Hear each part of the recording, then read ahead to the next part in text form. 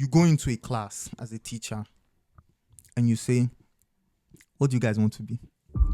When we're growing up, actually a lot of people can remember. Yeah. When we're growing up, I want to be a doctor. I want to be an engineer. I want to be a soldier. I want to be this. I want to be that. I want to be that. Yeah. You go to the class today. You want to be an influencer. I want to be an influencer. Where did that come from? The need for a millennial or a baby boomer to identify with the previous generation as saying the need to search for your roots and to understand your history and speak your language was more prominent back then. Gen Zs are masters of the now. I like that. That is what makes them powerful.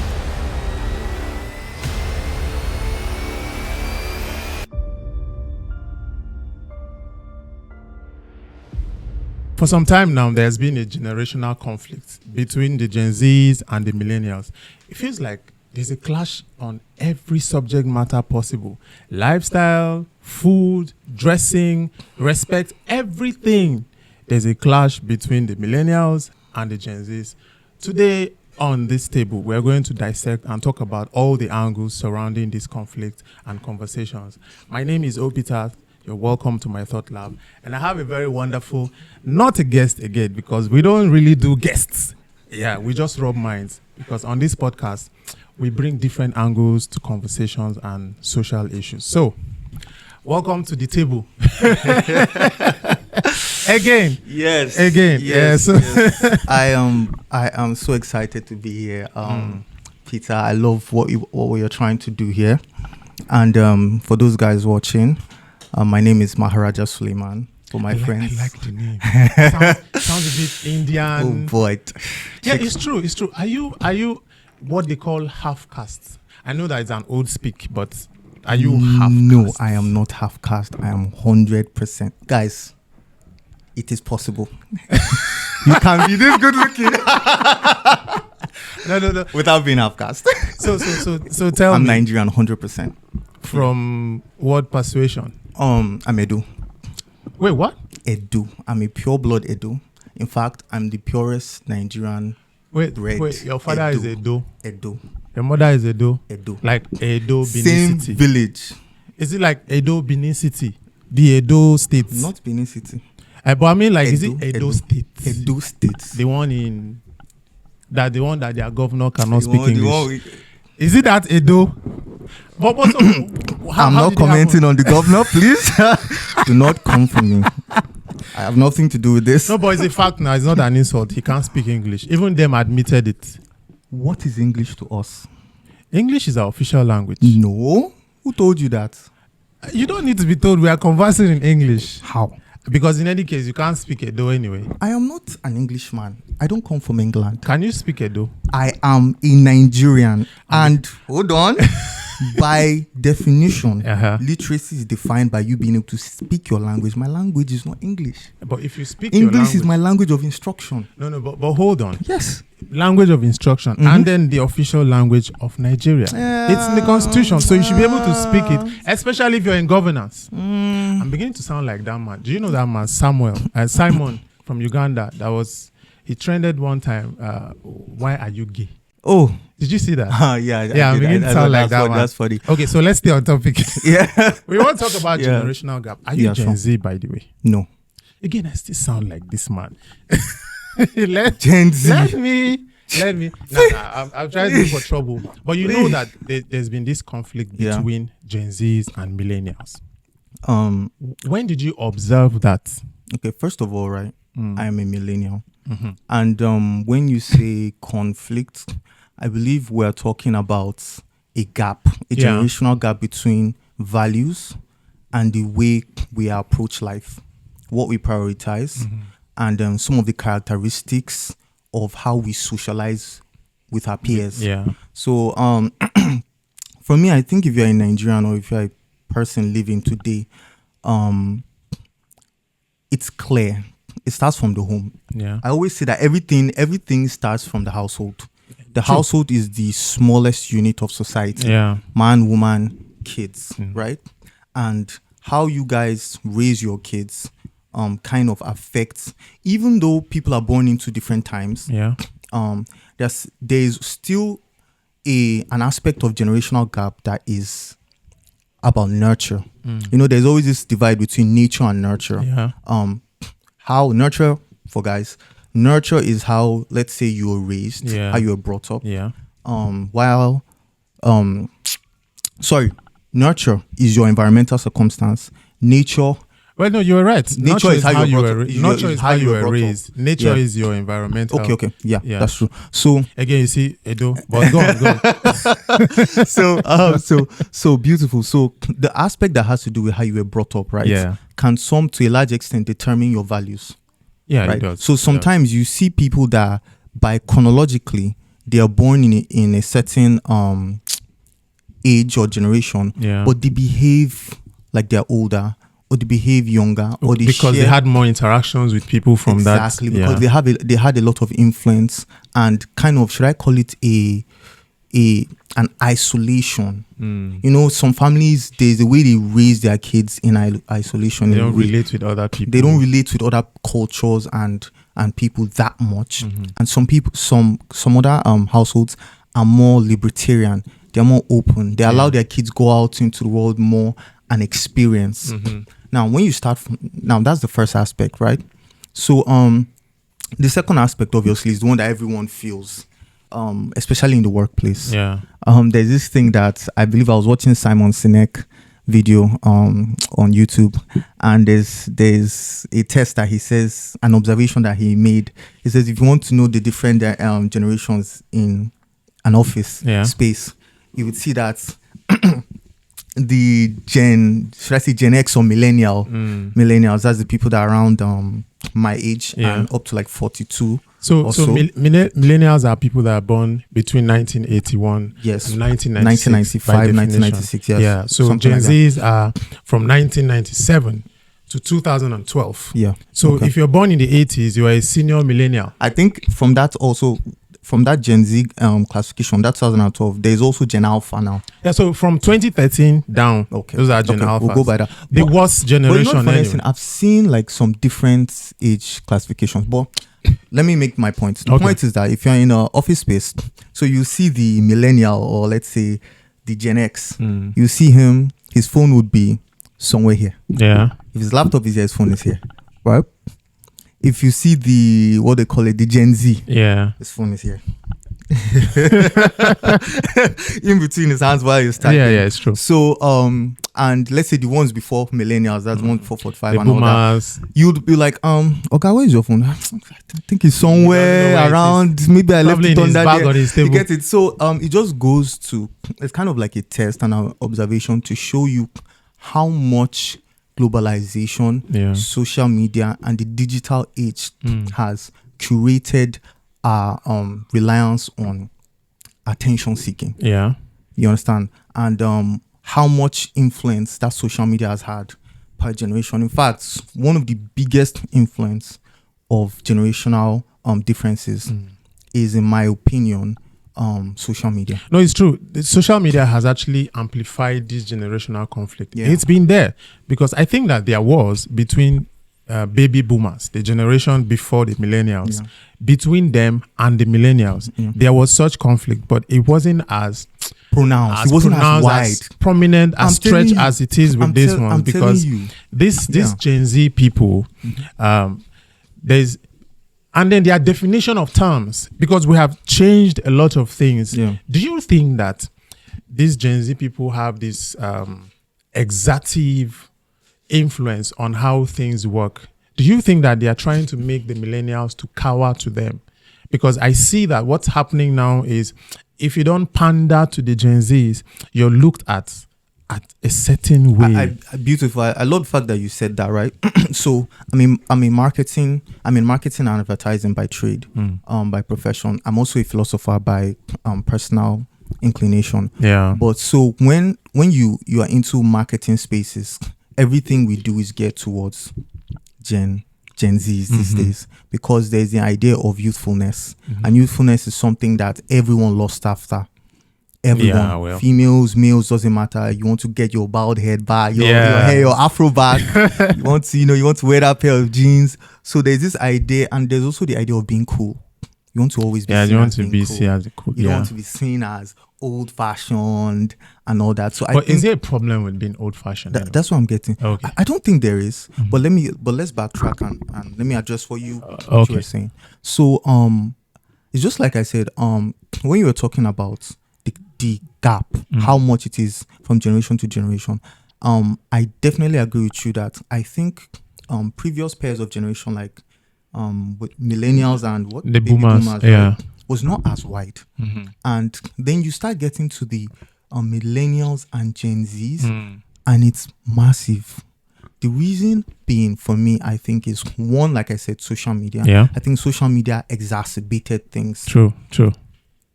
And two, it's just like I said, the household, the family values. A lot of, if you look at the way the family was structured from between baby boomers and millennials, a lot of their values were still held firm. Yeah. A man still had more control over the household. True. As at then. True. Now, there's a topic that I want to veer away from because I know ladies are going to come for me.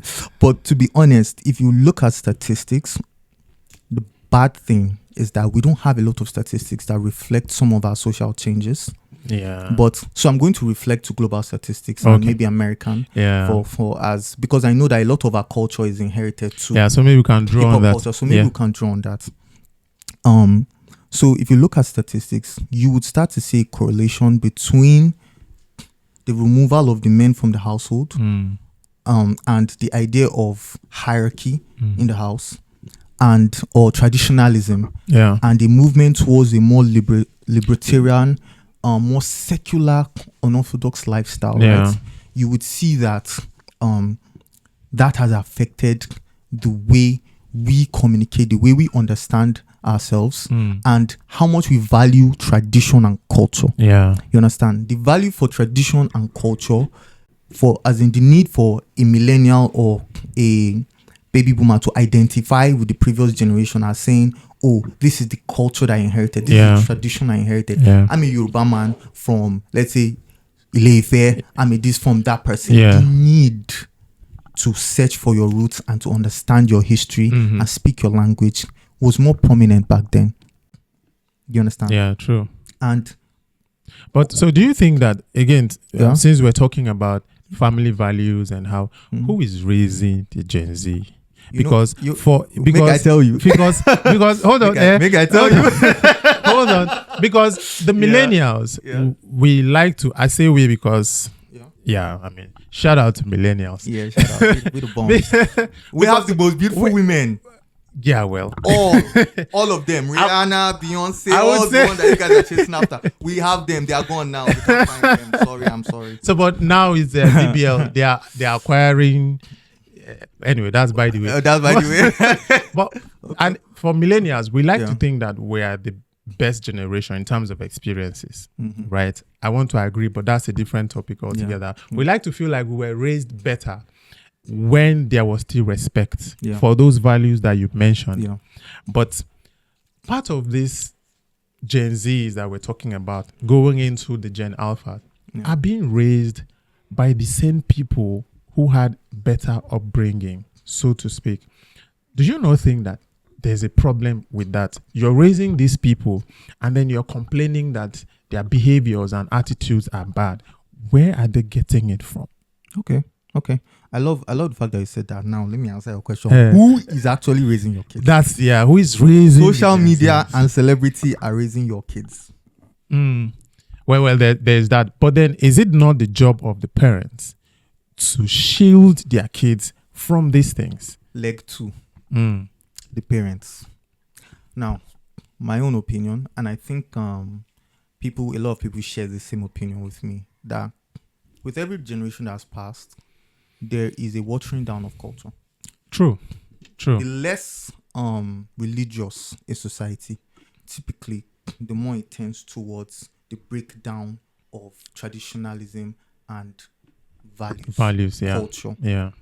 When culture breaks down, right, and more and more the generations after the next do not have a strong tether, a strong line to go on from the past. So they're veering more away from. So they veer more towards individualism. Yeah. Ideas of independence, and where do they go to find role models? When I was growing up, I wanted to be like my dad. My dad was a military officer. I'm sure a lot of kids out there, either maybe if your dad was not a military officer, maybe your dad was a medical doctor. All those professionals. Yeah. Another observation, you go into a class as a teacher and you say, what do you guys want to be? When we're growing up, I'm sure a lot of people can remember. Yeah. When we're growing up, I want to be a doctor. I want to be an engineer. I want to be a soldier. I want to be this. I want to be that. I want to be that. Yeah. You go to the class today. You want to be an influencer. I want to be an influencer. Where did that come from? It came from the internet.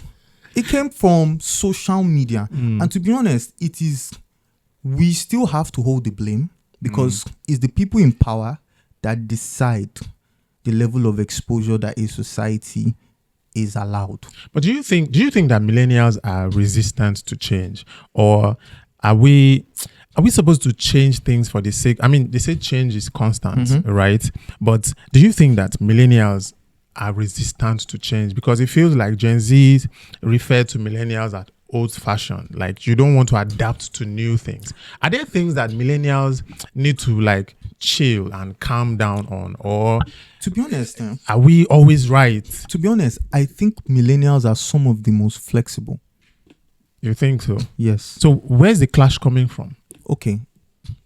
First of all, right? Do you even believe there's a clash between millennials and Gen Zs? Like, have you identified any beyond the work ethics and the ones you said? I don't think the clash is between millennials and Gen Z so much. I think it's more gender based. But we're not talking about gender yet. We're not, oh Lord. We're not talking about gender yet. So I think it's more between the what's the generation before them? Baby boomers, yeah. And the Gen Z. Yeah. Why do I believe this? Most millennials, what is the extent? What's the age barrier for millennial? The upper end, 42, 43? Yeah, about 43, thereabouts. Yeah. How many 42, 43 are in power now? Government. You get what I'm saying? So you're leaning more towards the political influence. The people that, I made a statement. I said, the people that are responsible are in positions of authority and power. Decide the level of exposure of a society. Right? Who are the people in positions to make that decision? It's not millennials. Yeah. More so. Not yet. Anyway, if you look at most CEOs, 50-something, 60-something. Yeah. But then these days, in this age of fintechs, startups, I know there are more younger CEOs now. Yes. In the disruptive space. Typically, when you see that, those brands are youthful, they are disruptive, and they are open to experience. Yeah, so that's another angle. That's what I'm saying. That those changes, those innovations that are coming, it now places this independence on the Gen Z people to think that we don't care about how things used to be. We don't care about the old-fashioned people. Now we can get it. By that I mean there was a time where you had to grind and work, look for job to make money. Yes. Now an 18-year-old influencer can make a shit ton of money in a month that you have never made all your life. Yes. And because of that, that person feels like they don't have anything to learn or gain from you. Do you understand? Like, they have money now. Okay. What do you want to tell me? Yeah. Don't you think that that's a problem as to how our value system is being eroded because of emphasis on money and the fact that some people might say these Gen Z people are bold and confident. Other people are saying these guys are rude and disrespectful. Is there a line? Do you think that it is true that they are bold or that it is true that they are disrespectful? Here's my perspective. My perspective is always different, right? And I'll say this before we go on. Part of a problem, right? The purpose of philosophy is to make people realize that part of the way you approach a problem is the problem. True.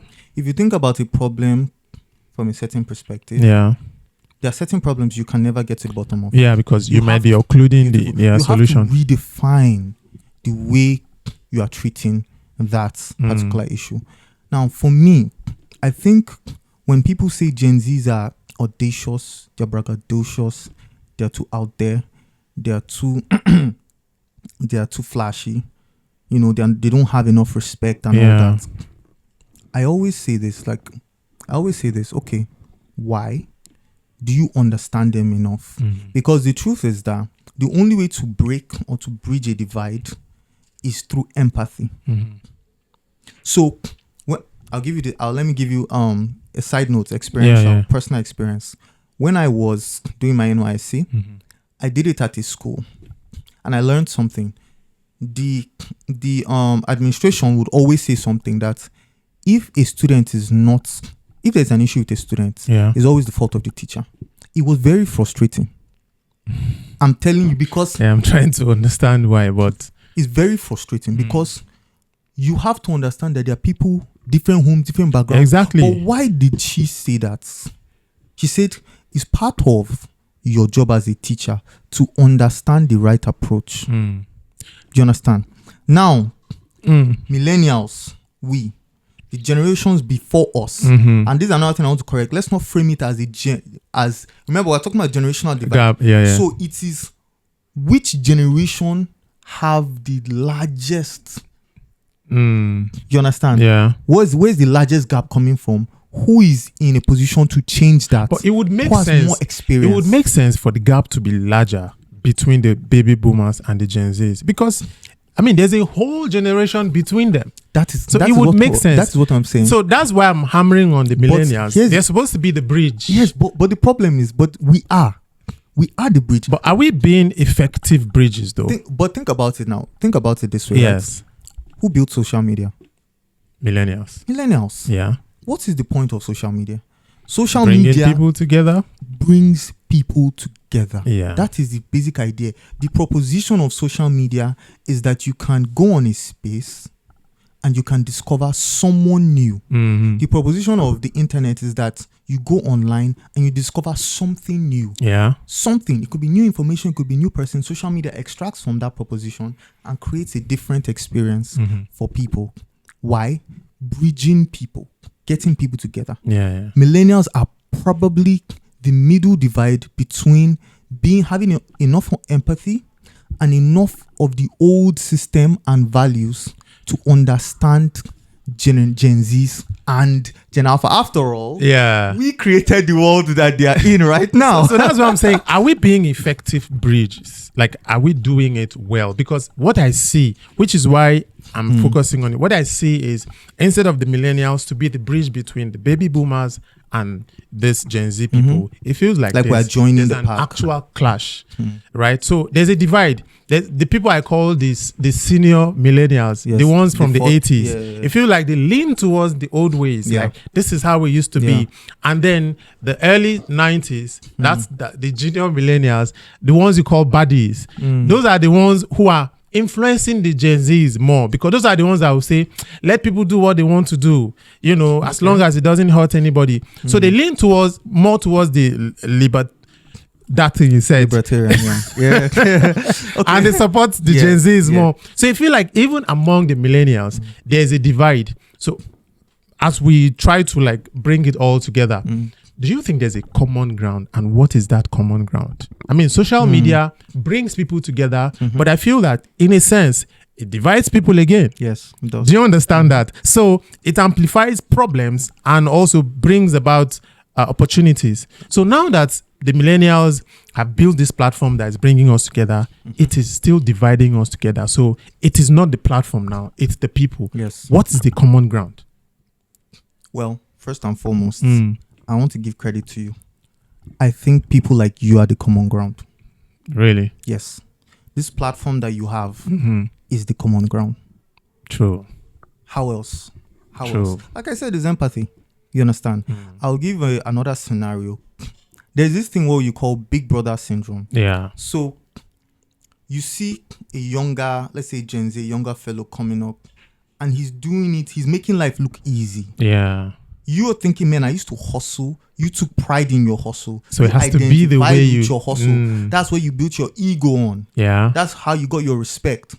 And here's this young fellow coming up, and it seems like he's getting respect, making it easier. Making it look easy. When I was that age, I had to crawl through the mother. So you don't like the fact that he's doing it easier than you. Part of it is you don't like the fact that.